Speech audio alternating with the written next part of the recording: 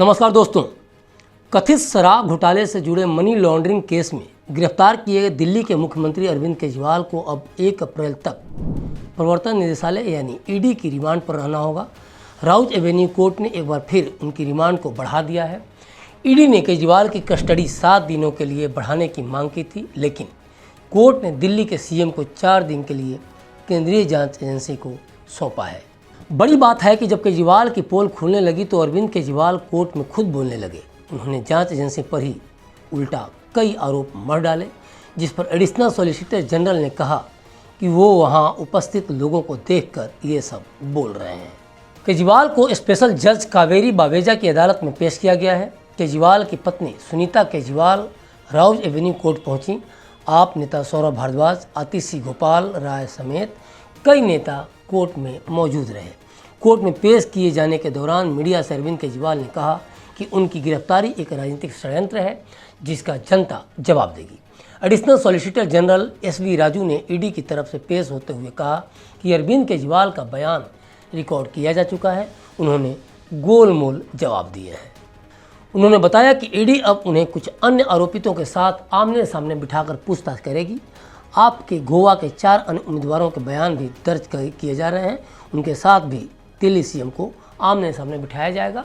बता दें कि शराब घोटाले में माफियाओं की साउथ लॉबी से मिली 100 करोड़ रुपए की घूस को गोवा के चुनाव प्रचार में खर्च करने का आरोप है। अब तक अरविंद केजरीवाल ने अपने गैजेट्स के पासवर्ड ही नहीं बताए हैं, जिस कारण ईडी उनका डिजिटल डेटा नहीं निकाल पाया है।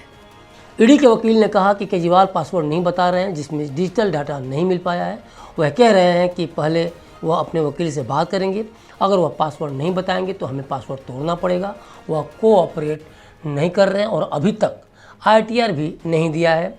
हमने हाल ही में पंजाब के आबकारी अधिकारियों को भी समन किया है। केजरीवाल ने अच्छे व्यवहार के लिए ईडी अधिकारियों का धन्यवाद किया। उन्होंने कहा कि 2 साल से यह केस चल रहा है। केजरीवाल ने कहा कि किसी अदालत ने मुझे दोषी नहीं माना है। सीबीआई ने 31,000 पन्ने और ईडी के 25,000 पन्ने फाइल किए हैं। 4 लोगों ने मेरे खिलाफ बयान दिया और उसी के आधार पर गिरफ्तार कर लिया गया। इसका जवाब इनमें नहीं है। कोर्ट ने जब उनसे पूछा कि वो ये सब लिखित में क्यों नहीं दे रहे, तो दिल्ली के मुख्यमंत्री ने कहा कि वो बोलना चाहते हैं। अरविंद केजरीवाल ने कहा कि मेरा नाम 4 जगह आया है, बस एक सी अरविंद है जिसने कहा है कि उसने मेरी उपस्थिति में कुछ दस्तावेज मनीष सिसोदिया को दिए। मेरे घर रोज़ विधायक आते रहते हैं। क्या एक वर्तमान सीएम को गिरफ्तार करने के लिए ये बयान काफ़ी हैं? आरोपितों को बयान बदलने के लिए मजबूर किया जा रहा है। ईडी का मिशन है केवल मुझे और मुझे फंसाना। अगर 100 करोड़ रुपए का शराब घोटाला शुरू में हुआ तो पैसा किधर है?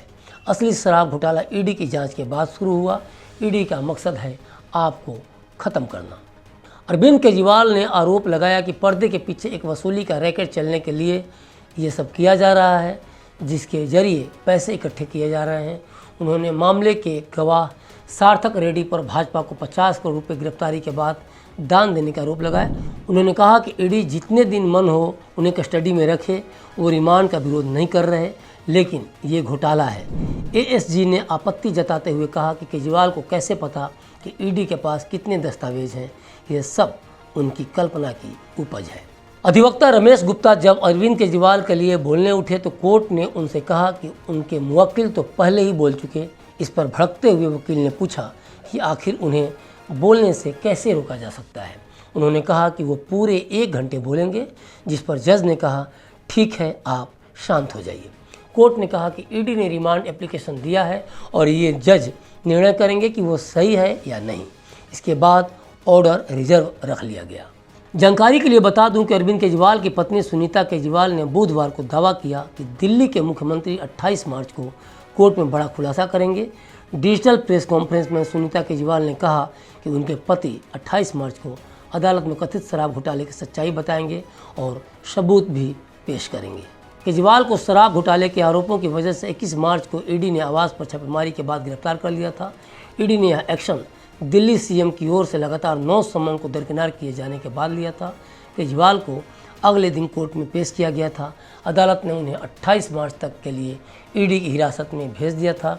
आम आदमी पार्टी के राष्ट्रीय संयोजक तब से ईडी की हिरासत में सवालों का सामना करते रहे। एक दिन पहले अरविंद केजरीवाल की याचिका पर दिल्ली हाईकोर्ट में भी सुनवाई हुई। अदालत ने केजरीवाल को अंतरिम राहत देने से इनकार किया और ईडी को जवाब दाखिल करने के लिए 2 अप्रैल तक का समय दिया है। कोर्ट ने कहा कि इस मामले ने कई महत्वपूर्ण मुद्दों को उठाया है जिन पर ईडी से उसका रुख जाने बिना सरसरी तौर पर फैसला नहीं किया जा सकता है। न्यायमूर्ति स्वर्णकांता शर्मा ने गिरफ्तारी और बाद में ईडी की हिरासत में भेजे जाने को चुनौती देते हुए केजरीवाल की ओर से दायर याचिका पर ईडी को नोटिस जारी किया। इस मामले की अगली सुनवाई 3 अप्रैल को होगी। तो अभी तक के लिए बस इतना ही। केजरीवाल से रिलेटेड अन्य अपडेट्स के लिए बने रहिए क्लिक इंडिया के साथ और मुझे दीजिए इजाज़त। शुक्रिया।